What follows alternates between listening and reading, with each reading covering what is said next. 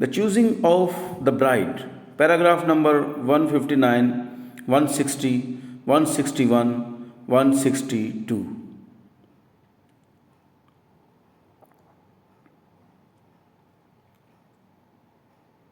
देखें, आए इसका मुआवजा करें। जदीद ज़माने की दुल्हन व रंग रोगन लगा कर कुछ नज़र आने की कोशिश करती है जो वो दर हकीकत नहीं है। इसका मुंह धुलवाएं। हो सकता है कि मर्द इसे देखकर भाग जाए। मुमकिन है इसके चेहरे से तमाम रंग रोगन उतारने के बाद आप पर मौत की दहशत तारी हो जाए, और यही हाल कलीसिया का है, जिसका बड़ा सा चेहरा रंगा हुआ है और इससे इल्म इलाहियात की खुशबुएं उठ रही हैं। जी हाँ, दोनों के चेहरे पर मसनूई इंसान का बना हुआ हुस्न है, ना कि खुदा का बनाया हुआ हुस्न है, लेकिन खूबी दोनों में एक भी नहीं है। गौर करें, ये सब कुछ शैतान की तरह का धोखा है। अब जदीद ज़माने की दुल्हन के साथ कलीसिया का मुआवजा करें। मुख्तसर लिबास पहनती है, पतलून पहनती है, बाल कटवाती है, ऐसे कपड़े पहनती है कि मर्द नज़र आए, और ऐसे पास्टर की बात सुनती है जो उसे कहता है ये सब कुछ ठीक है। वो धोखा देने वाला है। वो उस तरफ वाली सरजमीन पर नुकसान उठाएगा।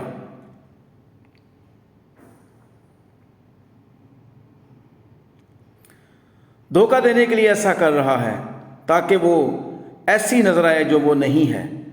यही कुछ कलीसिया करती है।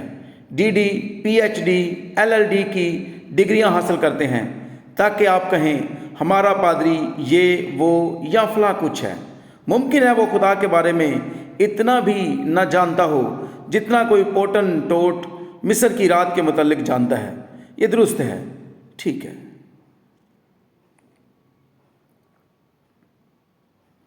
यूं सेमरी से इल्म इलाहियात का तजर्बा हासिल करते हैं, लेकिन खुदा के बारे में कुछ भी नहीं जानते हैं।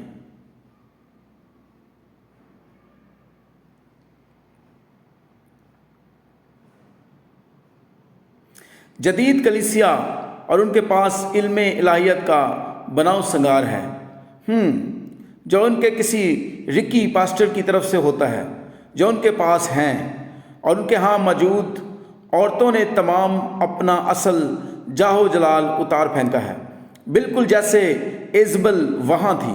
कटे हुए बाल, बेहुदा लिबास, बनाव संघार और दूसरी चीज़ों को इल्म इलाहियात की चाशनी लगा दी जाती है। इस तरीका से कलीसिया खड़ी है, ठीक है, लेकिन इसका रूहानी किरदार घरेलू हस्ती से बहुत दूर है जिसे यीशु मसीह लेने आ रहा है।